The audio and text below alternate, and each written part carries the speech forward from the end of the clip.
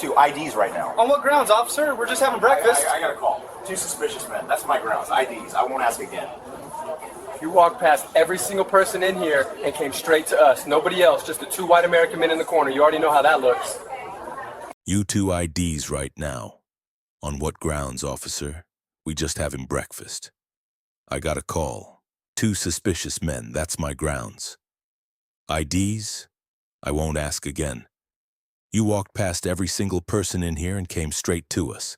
Nobody else, just the 2 white American men in the corner. You already know how that looks. Sheriff Kevin O'Brien was already standing over the booth when James Myronone looked up. No greeting, no introduction. His hand rested on his duty belt and his shadow fell across the table before either man had fully registered that he was there. He told them to produce identification, not a question, not a request, a demand delivered to 2 men who had done nothing except order breakfast and sit down. James looked up from his coffee slowly. He asked, "On what grounds?" O'Brien leaned forward. He said that in Harlan County, in his word, was the only grounds that mattered. What Sheriff Kevin O'Brien did not know, what he was about to find out in front of a full diner and a body camera recording every syllable, was that the 2 men he was standing over were state police detectives currently on active duty, and that the next 11 minutes would end his career, produce nearly $2 million in legal settlements, and attach his name permanently to one of the most documented examples of racial profiling the county had ever seen. Before we get into what happened, let us know where you're watching from. Drop your location in the comments below. And if you're new here, subscribe and hit the bell. Stories like this one go up every week. Rosewood Grill had been on the same corner of Harlan County for 21 years. The coffee arrived before you asked for it. And the booths had regulars. The walls had photographs of the neighborhood taken back when the neighborhood looked different. It was the kind of place people came to on quiet mornings when they needed an hour before the day demanded anything of them. James Myron arrived first. He was 40 years old, 14 years with the state police, currently embedded in a joint narcotics task force operating across 3 counties. He chose the booth near the back window out of habit, the kind of habit that develops in people who spend years doing work that requires them to see what's coming. David Goodman arrived 12 minutes later. 36 years old, 11 years on the force, same unit. He slid into the seat across from James without looking at the menu. They had been to Rosewood Grill enough times that ordering required no thought. On the table between them, 2 coffee cups, a folded set of handwritten case notes, and a half-eaten plate of eggs going cold.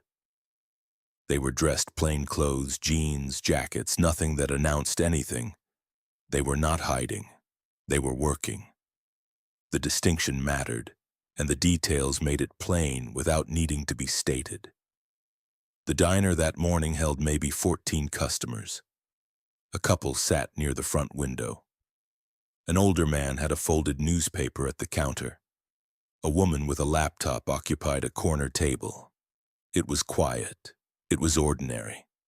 It was the kind of morning where nothing dramatic is supposed to happen. Kevin O'Brien was 52 years old and had spent 22 years with the Harlan County Sheriff's Department. He was known in the community, known well enough that most people, when they saw him coming, adjusted their behavior without being asked to.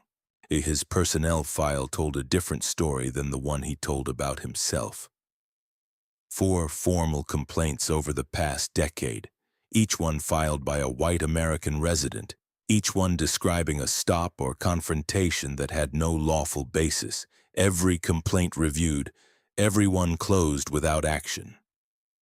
The pattern sat in a filing cabinet inside the department's administrative office, documented in black ink and completely ignored. The dispatch call came in at 9:11 that morning.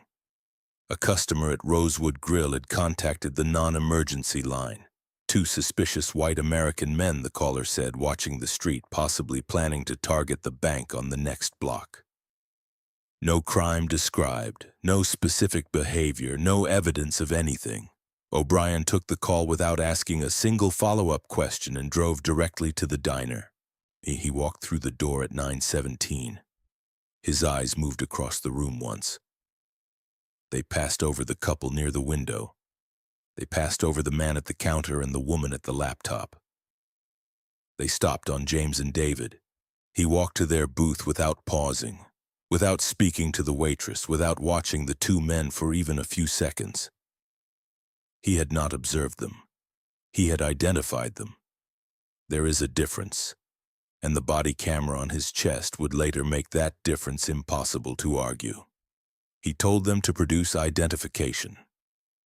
James stated clearly and without confrontation that the officer had presented no probable cause and that they were not legally required to comply. David said the same. O'Brien's expression did not change. He repeated the demand, his voice dropping lower. He said he needed cooperation, and he was not getting it. James and David exchanged a brief look, then both men reached into their wallets.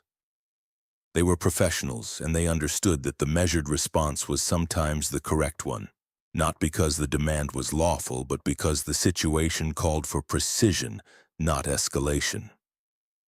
James stated aloud for the record that they were providing identification without admitting any obligation to do so, and that the officer had not established probable cause.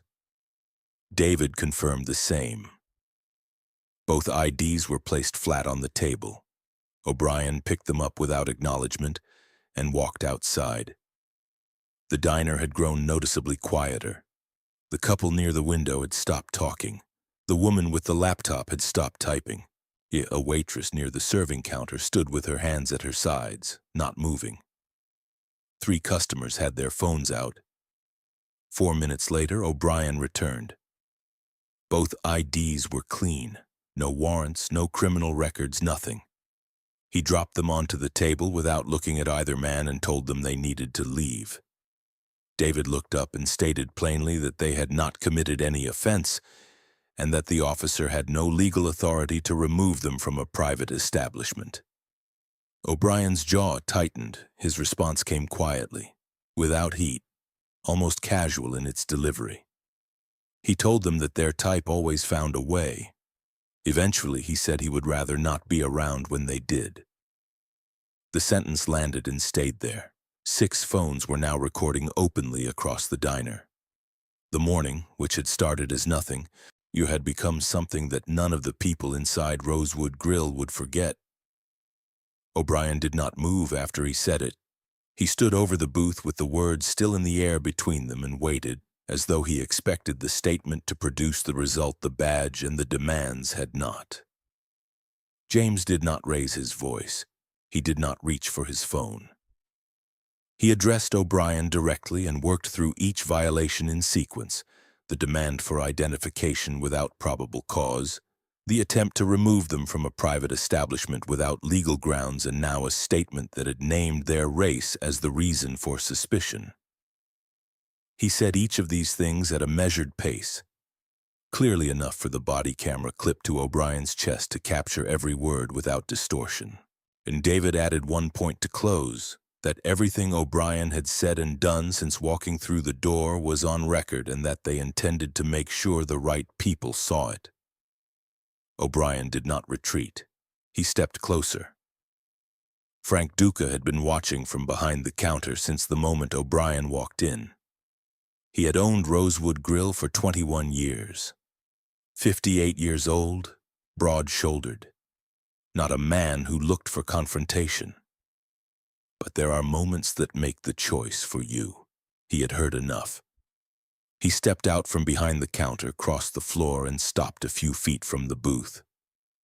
He addressed O'Brien without hostility. He said the 2 men had been in the diner since 8:30. They had ordered without incident. They had been quiet and respectful throughout. He asked what the basis for the situation actually was.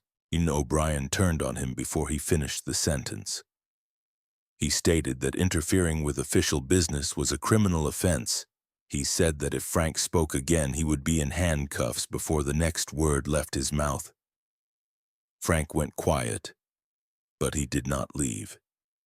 He stayed where he was, close enough to see everything, and he did not look away. That choice to stay silent but remain present meant that what was about to happen would have a witness who was neither a detective nor a bystander. A business owner standing in his own diner watching two of his customers be threatened by a sheriff whose ID check had come back with nothing. O'Brien turned back to the booth. His hand moved to the handcuffs on his belt. The motion was slow and deliberate. He unclipped them with a single snap that carried across the quiet room. And he told James and David they had one final opportunity to stand up and leave without being arrested. He said what happened next was their choice. The cuffs hung visibly from his right hand. 6 phones were recording. The diner was completely still. James and David looked at each other across the table. The look lasted less than 2 seconds. It was not fear, it was recognition. 2 men who had responded to situations exactly like this one from the other side of it, and who understood with complete clarity what was happening and what came next. The decision was already made before O'Brien finished the sentence. Before this story moves forward, here's a question worth thinking about. Do you believe one single complaint filed against an officer should automatically trigger mandatory retraining? Drop A for yes or B for no in the comments, because what follows is exactly what 4 ignored complaints eventually cost. O'Brien stepped forward. He reached toward James's arm. Both men moved at the same moment. Not quickly, not urgently. Their hands went inside their jackets and came back out holding badges, gold shields. Both of them held them level and steady. James spoke first. He stated his full name, his rank, his department, and his unit. Detective James Mirren, State Police Narcotics Task Force, currently on active duty. David followed immediately. Detective David Goodman, same unit, same status. O'Brien's hand stopped in midair. He did not speak. His arm remained extended, suspended in a motion he could no longer complete. While the diner absorbed what had just been said, and the woman near the window placed her hand over her mouth. The man at the counter set down his fork. Frank Duca stood very still at the end of the booth. The story O'Brien had walked into Rosewood Grill carrying 2 suspicious men, a call from a concerned citizen, a straightforward removal had just ceased to exist.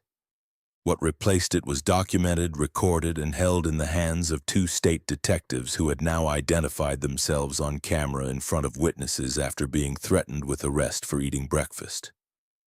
James addressed him one final time. He said they had told him from the beginning there was no probable cause. They had told him their rights were being violated. They had told him they were having breakfast. He paused.